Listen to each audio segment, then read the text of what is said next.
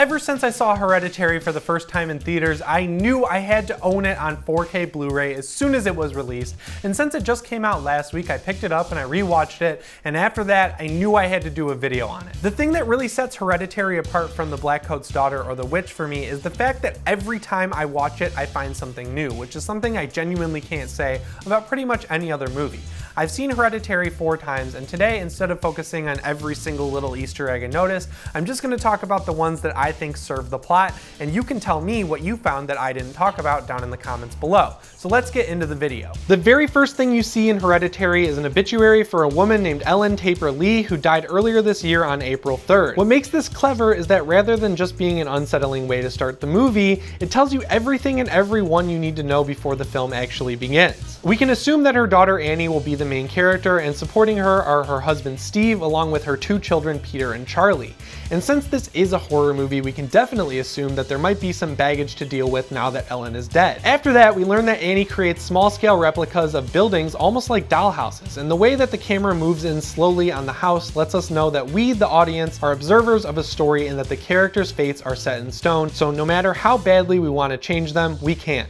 We just have to sit back and watch how things play out. Once we're introduced to the Graham family visually, we get to see Ellen's funeral, where we learn that she was a mysterious woman with a lot of secrets, and from Annie's body language, it seems like she's not too beat up over her mother's passing, that she might even only be there out of obligation. Annie has a conversation with Stephen about her work, and even this early in the movie, you can tell that he's a good-natured and probably naive man who cares about his family and just wants to keep everyone as happy as he can. Annie has never felt like she's had control over her life, and that gives her a sense of emotional whiplash over time. By creating these miniature dioramas, she can perform a role reversal where she can do whatever she wants. She rules over their world in contrast to being pulled every which way by her family even after her mother is dead. Before the movie was released, the marketing heavily featured Charlie and made a lot of people, myself included, think she would be the main character. We'll get to why that was a bit of a trick pretty soon, but from her physical deformities to her not being ready for the funeral, and of course the way both her parents immediately verified that her chocolate bar doesn't have nuts, taking care of her is a Graham family job. I think it's interesting that she knows she needs to be taken care of though, because she asks who will take care of her once Annie is gone. On subsequent viewings, I think it's funny how Hereditary straight up tells you what's going to happen within the first 15 minutes. First, we see the phrase Satany written on Charlie's wall, and if you do a little research, it's not too tough to find that Satany is a word of power tied to necromancy and resurrection, which of course is a key goal for Ellen and her circle. It's obscure enough of an idea though that I'd say 99% of the people seeing the movie for the first time wouldn't pick up on that without looking it up for themselves after they see the movie. Less than a minute later, Annie goes through a box left to her by her mom, and we see yet another hint that her death was a sacrifice for a greater purpose. And of course the note is in a nondescript, unassuming book called Notes on Spiritualism. If only Annie took a second look to investigate the book or dig a little deeper into the box. But right after that, we get to see this creepy bitch in the corner, so I see why she forgot. Charlie's introduction shows us that she's more than meets the eye, but not necessarily in a good way. It's easy to focus on her physical deformities and use that as a crutch to explain her weirdness, but I think it's clear from the very beginning that the soul she's holding is not her own, and that her physical deformities might be caused by her body's rejection of payment. And once again, the movie is telling us exactly what it's about during Peter's class.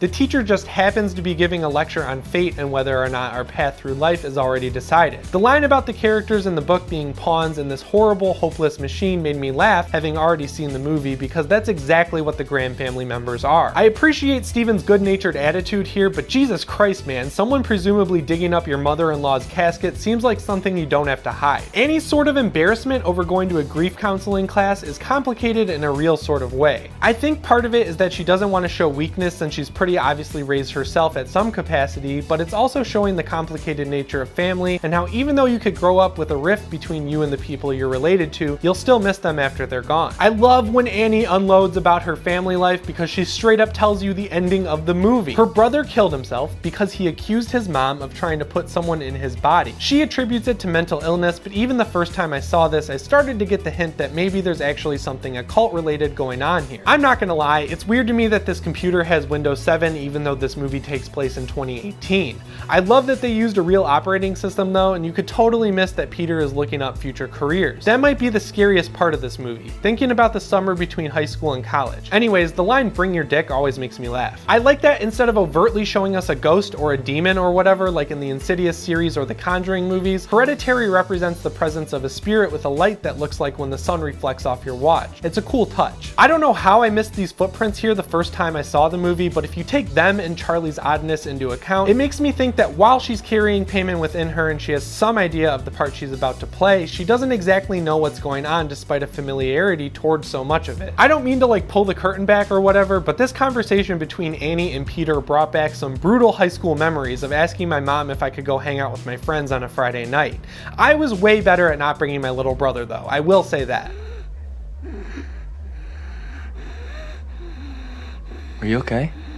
Uh-oh. I cannot imagine what this would feel like. First, he gets conned into taking his sister to a party by his mom, and then she eats nuts. I don't know how this could get any worse than that. All jokes aside here, this is absolutely brutal, but I don't think it's as much of an accident as it appears to be. When Peter is driving to the party, you can see Payman's symbol on the telephone pole, and the deer he veers out of the way to avoid isn't shown again. We don't even know if it was actually even there or if it was put there by someone in Ellen's circle. Regardless, I think it's clear that Charlie was meant to die here. Annie's shrieks were bad enough, but the shot of Charlie's head really makes the impact of her death sink in no matter how many times I see it. Annie probably feels just as much to blame as much as she's blaming Peter for Charlie's death because she made him take Charlie to the party, and it just goes to show that Ellen's allegiances were firmly rooted against her family the entire time. Zazas is the second symbolic word I noticed, and from some light research, it looks like it's yet another invocation tied to bringing forth a demon into our world. Pretty creepy stuff. This could be a lens flare or something to throw me off, but with how much attention to detail went into this movie, I honestly think this is either Ellen or Charlie influencing Annie's decision to skip grief counseling so she'll run into Joan. The timing is just too perfect in hindsight. Joan plays her part perfectly though. I think Annie keeps sleeping out in the treehouse because she feels a presence there. I would guess that she thinks it's Charlie who is actually Payman, and she's probably right. The manipulation of Annie's emotions is performed so easily in this movie. It's really unsettling and one of the scariest things about Hereditary. The story about Annie nearly lighting Peter on fire while sleepwalking is wild the second time through, because the first time I heard it, I instinctively started to vilify Annie, but now that I think about it, having seen the movie a few more times, it seems like Annie was subconsciously trying to divert Peter's fate. Knowing what happens to him later, she probably would have been better off if she killed him. This is really an impossible situation for Peter because even though Annie screams that nobody admits what they've done, I find it hard to believe that things would have been much different if he had come clean the night of the accident. And that's just from me looking at it from the outside. I don't know if I think he's rationalizing it that way, but I hope he is for his mental state. Hearing him throw back his mom making him take Charlie to the party was pretty rad though. On first viewing, I thought this was a legitimately random meeting between Joan and Annie, but if you think back to when the pamphlet was slid through the door about a real spiritual medium, Annie ignored that, so now I believe that since Annie didn't read the pamphlet, Joan knew she had to step in and get the ball rolling. And if that's the case, she does a great job of selling her role once again. And knowing what I know now, it makes me question whether or not Louis even exists. She could easily be talking to Ellen or Charlie, and Annie would be none the wiser. The fact that we never see the cups on the table move lends credence to that because it doesn't really matter. All we need to know at this point is that speaking to people beyond the grave is something that can happen in the Hereditary universe. The way Joan says what totally comes off like she's actually saying, "Bitch, you still ain't sold on this shit? What the fuck?" What? Annie reconciling with herself over her ingrained animosity towards Peter is a heartbreaking moment. Even though it turns out to be just a dream, the fact that she says she was just trying to save Peter by having an abortion as she lights the match is proof that deep down, whether she realized it or not, she knew her mother's intentions all along. If I could pinpoint one scene that made people say Hereditary was scarier than The Exorcist, well, this is definitely it. The voice modulation, the possession of Annie's body by Charlie, it's all very Exorcist. Oh, and the Grahams have a dog. I bet that guy will make it to the end. This is where we see the final incantations on the wall, Lift Hoch Pandemonium, which from what I found online is Hebrew for the English word open, so it's telling us that now is when things are really going to take off. There might be more of these phrases hidden throughout the movie, but it's cool to me that the most obvious ones mark the beginning of each of the movie's 3 acts. We don't have to wait long for things to go crazy in the 3rd act. The light spirit makes its way into the cabinet in Peter's classroom, and at this point I think it might be Payman realizing that Peter's body is opening up for him and that the time for transition is close. And here's another simple tie-in to The Exorcist that people may have had. Stephen notices a bad smell when he walks in the door, and bad odor is a sign of demon infestation. Yup, Peter's fucked. definitely fucked. This is where we realize how big of a part Joan has played in all this. I think she's the one whose footprints we saw outside Charlie's treehouse. I think these sticks are from the tree, and the statue is Peter's body, and of course the triangle is the same one we see in Ellen's room at Annie's house. Annie says at the beginning of the movie that she needed to take care of her mother in the end, but seeing the triangle made me realize that her mother's illness was probably all part of the plan as well. And now we see why Peter needed to be involved in Charlie's death, tortured by his mother, and screamed at by Joan at school. Payman will only possess the most vulnerable male body. And going back to the phrase Liftoch Pandemonium, it also means unlocked in Hebrew, so at this point it looks like Payman has possessed Peter's body, and the possession is in the process of being unlocked. I never noticed this in theaters, but I think it's funny that Steven is looking up psychosis and schizophrenia at work. I think the Google search is about Peter, since Annie mentioned earlier that she thought her brother who committed suicide had these same symptoms of mental illnesses earlier in the movie. So that's what Steven was smelling. At this point, it's pretty clear that Annie has figured out what's going on, but the futility of it all speaks to this movie's theme of fate. She could have figured it out so much sooner, but due to forces beyond her own control, she wasn't able to see what was right in front of her. I think her decision to sacrifice herself to stop the ritual and save Peter is something that any parent would and should commit, but this far into the ritual, it's just too late. She just doesn't understand how minuscule her sacrifice is in the grand scheme of what's been set in motion until she sees her husband burning to death in front of her. The penultimate sequence of this movie is Peter stumbles to his demise while possessed Annie scrambles around the house is a wild experience on subsequent viewings, because at this point the possibility of Peter escaping is moot, and the only thing to really do is sit back and watch as his body changes owners.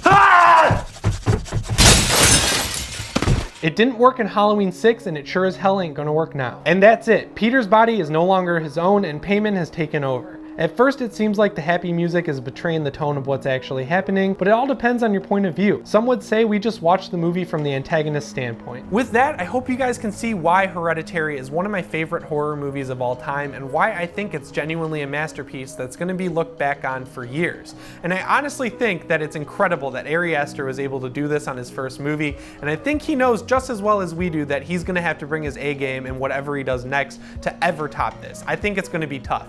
But anyways, guys, that's all the time I have for today. Let me know what you think of Hereditary and my review down in the comments below, and remember,